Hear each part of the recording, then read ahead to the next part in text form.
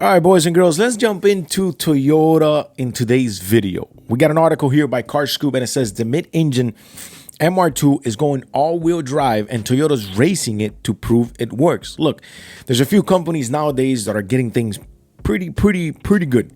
One of them is Dodge. Toyota, who had been lacking a little bit for a while, it's releasing 4 cars. So they're coming with a 4-car lineup: the MR2, the Supra, the Celica, the GR GT. Like we got a whole heap of work coming from Toyota nowadays. But the MR2 is one of those vehicles, unlike Honda, that is a vehicle that we grew up in the 90s, in the 80s. The MR2 was just one of those performance JDM vehicles that we all enthusiasts of the automotive world kind of grew up with. You know, I'm a Honda boy, so I grew up with the Civics and the Preludes and all, and the Integras. But obviously within that bubble of JDM was the MR2, the Celica, the SER, the Sentra, all those great cars. So, and then you see Honda nowadays bringing the Prelude back as a full EV, a complete flop. Not a full EV, a hybrid.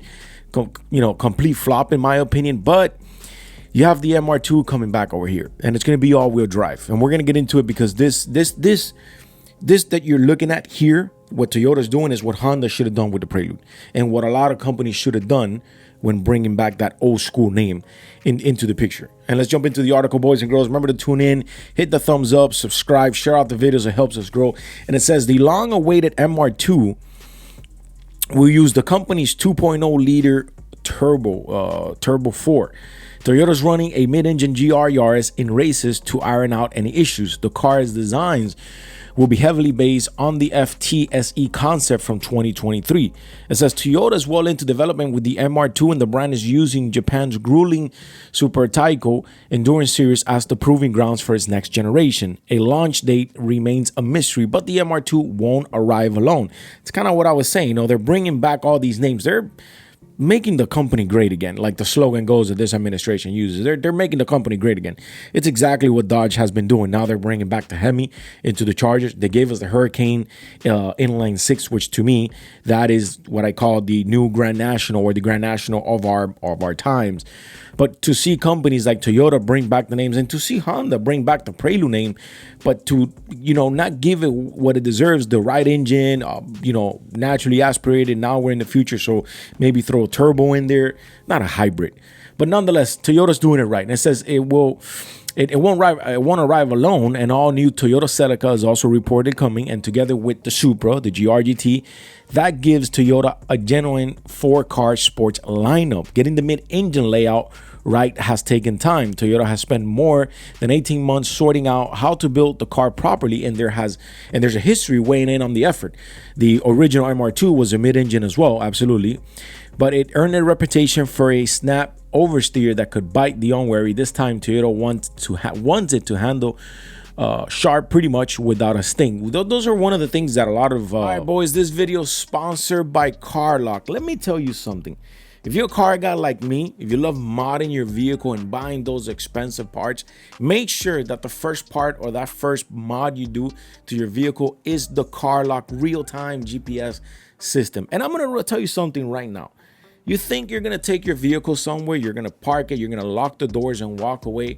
Well, think again, because around 850,000 vehicles get stolen every year in America. That's about one vehicle every 37 seconds. And the recovery rate is less than 1 out of 3. And with CarLock, you actually get that peace of mind. This is the first mod I have ever done and will ever do to any vehicle I purchase from now on. CarLock has been a sponsor of the channel for quite some time. And let me tell you about some of the benefits that CarLock brings. Tamper and monitoring alerts. If anybody turns on the engine, if anybody moves the vehicle, if anybody opens the windows or opens the door or actually disconnect the system, which is the biggest questions everyone gets. What happens when you disconnect the system? Well, you're going to get a motion and you're going to get an alert like the one you see on the screen here. Now, if you want to find out more info on CarLock, if you want a 14-day trial, if you want a discount, make sure you use my codes JaviVibes, and all the links are on the description below. Let's continue. If you want to call street racers, back in the days, we used to speak about, like, man, the MR2 is such a great car. You could build it, they could get fast, but it's snappy. And I've seen a pretty wild accident on down here in Florida with a very well built MR2. It just, back in the days, that was their Achilles point, and Toyota wants to make sure that that's not what's happening coming around this time. Getting into the article a little bit, this is some of the pictures that we got here. This is an illustration by Thanos Papas from CarScoop. If this is generally what we get, like, this looks very futuristic. I'm not a huge fan of these pointy, quarter panels here. I'd rather them be a little bit more round. It's definitely a very low car, so it's not going to be any car. It's not going to be an easy car to get in and out. But it says if we don't challenge ourselves in motorsports, maybe we don't fail. But if we challenge, then we fail. Toyota said, if we decide to take such a car in a meeting, it would never exist. At the heart of the concept M, the new MR2 will be Toyota's new developed 2.0 turbocharged G20E 4-cylinder. This engine is expected to replace the 1.6 turbocharged 3-cylinder found on the GR Yaris and the GR Corolla, and it should also deliver around 400 horsepower in base specification. In racing, guys, it can be tuned to produce 500 horsepower. I'll be honest with you, the 1.6 liter that dishes out 300 horsepower is not a bad engine. But if you're going to give me a 2.0 that dishes out 400, which is crazy, you think back in the days how we grew up, you had the NX 2000. Who remembers the NX 2000? The Sentra, the SCR. You had all these SR20D 2.0 DET or 2.0 liter engines. They made nowhere near 400 horsepower. It's insane how far we come with technology, and that we could even squeeze 500. The fact that you can squeeze 300 stock from a 1.6 liter turbocharged 3-cylinder engine. Like, if you would have given this to us back in the 90s or the early 2000s with those 90s vehicles or 2000s vehicles, like, we will be doing car wheels backwards, to be honest with you. But we're getting that. And this engine is not bad at all. So if you still have a model, by the time the 2.0 comes out, and you still have either a GR Yaris or a GR Corolla with the 1.6 liter engine, like, you're pretty good. That's a really good engine. This is the front end here. I'll be honest with you, this is the design. I don't really like it. It kind of gives me like an NSX kind of vibe. There really isn't a lot of old school feels when you look when you look at this.